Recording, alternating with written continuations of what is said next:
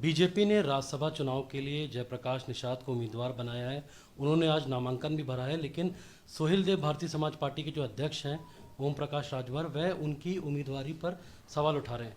क्यों आपको लग रहा है कि बीजेपी ने जयप्रकाश निषाद को राज्यसभा उम्मीदवार बनाकर एक गलती की? क्या कहना चाहते हैं इसमें? देखिए, बीजेपी भारतीय झूठ पार्टी है। ये कहती है कि हम जातिवाद नहीं करते। 2017 से अगर हम 2014 से अगर दिखाएं 2017-19 में, तो ये हमारे जैसे जिनका क्षेत्र में जनाधार है उनको पकड़ करके उनका वोट ले लेते हैं। जब वोट लेना होता तो बड़ी अच्छी अच्छी बात बताते हैं कि हम आपकी ये बात मान लेंगे, आपकी ये बात मान लेंगे, आपकी ये बात। जैसे हमसे जो समझौता था, प्राथमिक विद्यालय में हम शिक्षा में सुधार ले आएंगे, जो आज़ादी के बाद से टाट है उसको हटा के हम कुर्सी में लगाएंगे। हम जो पिछड़ों को शुल्क प्रतिपूर्ति है हम उसको सामान बराबर देंगे। सामान्य वर्ग हो, चाहे अनुसूचित जाति जनजाति हो, चाहे पिछड़ा वर्ग हो, हम सबको बराबर देंगे। रोजगार के सवाल पे कहा कि हम लोग उत्तर प्रदेश में प्लांट लगाएंगे, फैक्ट्रियां लगेंगी और नौजवानों को रोजगार देंगे। सत्ता बन गई, जब हम कहने लगे तो आपने देखा कोई नई बात नहीं है कि जब हम लड़ाई सत्ता में रह के लड़े और 2 साल तक हम चिल्लाते रहे। सामाजिक न्याय समिति की बात को आपने देखा कि 2 बार अमित शाह जी आए और योगी जी से बीच में समझौता हुआ। समझौते में उसका रिजल्ट निकला कि एक नई कमेटी बन गई। राघवेंद्र सिंह के नेतृत्व में कमेटी ने रिपोर्ट भी दे दिया, पिछड़ा अति पिछड़ा सर्वाधिक पिछड़ा, कि सबको बराबर 7, 9, 11 हिस्सा दे दिया जाए, लेकिन उसको भी लागू नहीं किया। तो ये ऐसे नेता चाहते हैं जो नेता समाज के ऊपर जुल्म जातीय अत्याचार हो और वो बोले न। लेकिन ये तो बीजेपी का अपना डिसीजन है कि किसको उम्मीदवार बनाना है। अब आप सरकार में भी नहीं है, अलायंस भी नहीं है, तो आप क्यों सवाल उठा रहे हैं? इस नाते सवाल उठा रहा हूं कि केशव मौर्य ये पूरे 17 के चुनाव में पूरे प्रदेश में घूम घूम के कुशवाहा, साक्य सैनी, माली से इन्होंने कहा कि आप बीजेपी को दो, हम मुख्यमंत्री बनने जा रहे हैं। उस समय अनुप्रिया पटेल जी से इन्होंने कहा कि आओ, जो भी पिछड़े समाज की हिस्सेदारी हम देंगे। वोट ले लिया, कुशवाहा का भी ले लिया, उनका भी ले लिया, सबका ले लिया। जब मुख्यमंत्री बनाने की बात आई तो केशव मौर्य को किनारे कर दिया। अनुप्रिया पटेल का जब वोट ले लिया तो अनुप्रिया पटेल को मंत्री पद से हटा के, जब नई सरकार बनी तो हटा के किनारे लगा दिया। तो अब अनुप्रिया पटेल को खत्म करने के लिए उन्होंने ले आया किसको? आपके प्रदेश अध्यक्ष स्वतंत्र देव पटेल को बना दिया और मंत्री बना दिया मिर्जापुर के रमाशंकर पटेल को। उसके बाद आप उठा के देखिए, ओम प्रकाश राजभर, इनकी काट के लिए तो पागल लाके खड़ा कर दिए। फिर उसी तरह एक निषाद पार्टी है, उसको किनारे लगाने के लिए फिर जयप्रकाश निषाद को ला दिया। तो ये जो आरक्षण, निषाद पार्टी का वोट इन्होंने इस नाते लिया था कि हम आपको आरक्षण देंगे। निषाद समाज के लोग आरक्षण के लिए बहुत पागल होकर घूमते हैं, तो आरक्षण लेने के लिए बीजेपी के पास गए और बीजेपी ने आरक्षण देने के बजाय इनके पैरेलल नेता खड़ा कर दिया। लेकिन निषाद पार्टी तो बीजेपी के पूरी तरह से साथ है। जयप्रकाश निषाद को भी इन्होंने उम्मीदवार बनाया है, तो कहीं ना कहीं पूर्वांचल में जो निषाद वोटर्स एक निर्णायक भूमिका तय करते हैं, उनको उसको और मजबूत करने के लिए तैयारी की जा रही 2022 के लिए। बीजेपी की ये रणनीति, इस पर क्या कहेंगे? नहीं, देखिए, बीजेपी की रणनीति अगर ये है तो डॉक्टर संजय निषाद को राज्यसभा बनाते तो निषाद और मजबूती से उनके साथ खड़ा होता। ये पैरेलल, वो अपनी पार्टी का, वो नहीं चाहते कोई दूसरी पार्टी पनपे।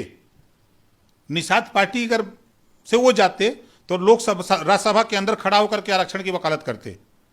उनके पार्टी से अगर कोई सांसद जीत के जाता दिल्ली में, तब वो आरक्षण के सवाल पे सवाल करता। तो आपको लगता है निषाद पार्टी का प्रभाव खत्म करने के लिए जयप्रकाश निषाद को राज्यसभा भेजेगी बीजेपी? ये 100% आप सही कह रहे हैं। निषाद पार्टी के अस्तित्व को खत्म करने के लिए इन्होंने ऐसा चाल चला है। ये बताइए कि आपने कुछ दिन पहले संजय सिंह से मुलाकात की थी। आम आदमी पार्टी के राज्यसभा सदस्य हैं, यूपी के प्रभारी हैं, लगातार वो भी अपने संगठन को मजबूत करने की कोशिश कर रहे हैं। आपकी क्या स्ट्रैटेजी है? क्योंकि अब आप सरकार में नहीं हैं, बीजेपी के साथ नहीं हैं, मुश्किल काफ़ी है, चैलेंजेस आगे बहुत बड़े हैं। किस तरह से आगे आप अपनी राजनीतिक रणनीति तय कर रहे हैं? देखिए, कोई मुश्किल नहीं है। हम लोगों ने मुश्किल को आसान करने के लिए भागीदारी संकल्प मोर्चा बनाया, जिसमें माननीय बाबू सिंह कुशवाहा, श्रीमती कृष्णा पटेल, प्रेमचंद प्रजापति, बाबूराम पाल, अनिल चौहान, रामधनी बिंद, रामकरण कश्यप, ओम प्रकाश राजभर, हम 8 लोग मिलकर के मोर्चा बनाए।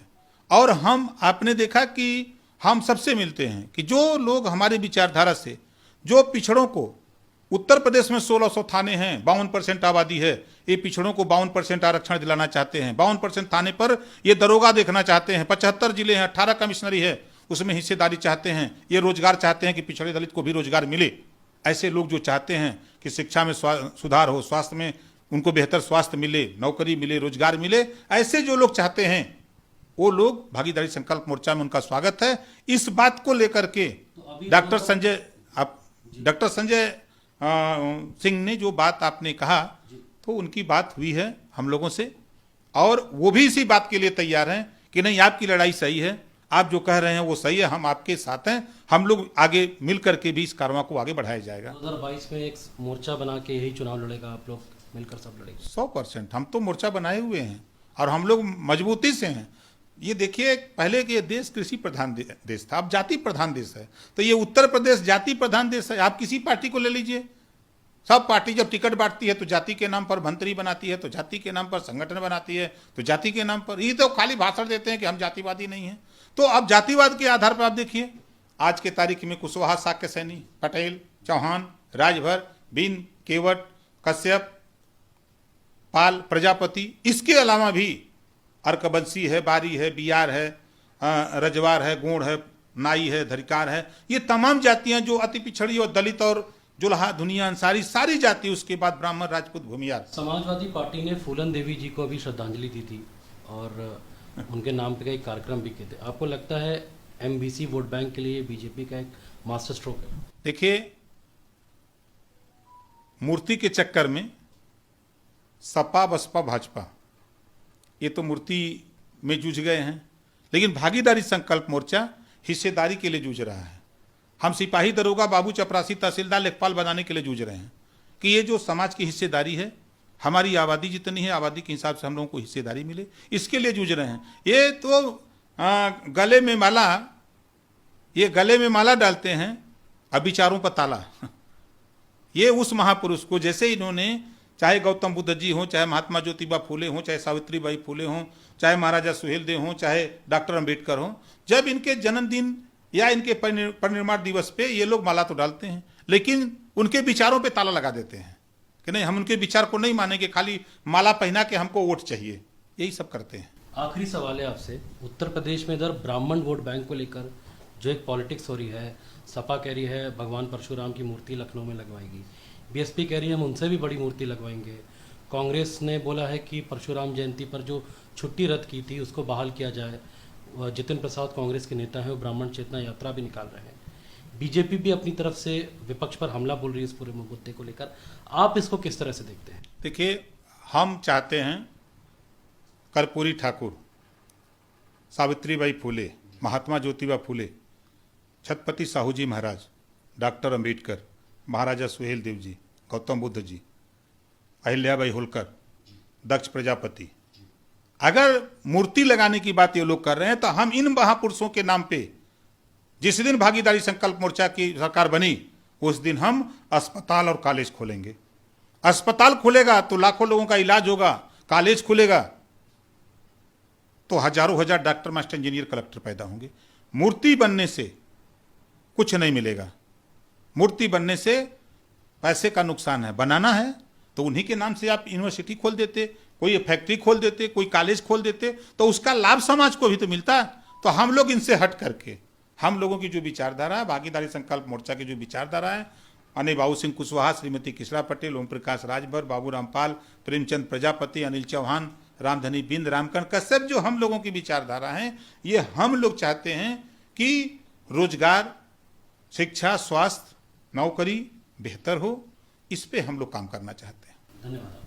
तो साफ तौर पर ओम प्रकाश राजभर का ये कहना है कि निषाद पार्टी का पूर्वांचल में प्रभाव खत्म करने के लिए बीजेपी ने जयप्रकाश निषाद को उम्मीदवार बनाया है राज्यसभा का, और साफ तौर पर उन्होंने जो ब्राह्मण पॉलिटिक्स पर एक सियासत हो रही है उस पर यह कहा है कि मूर्ति बनाने से अच्छा है कि अस्पताल और कॉलेजेस बनवाने पर जोर दिया जाए। लखनऊ में कैमरा पर्सन नीरज कुमार के साथ नीलांशु शुक्ला, आज तक।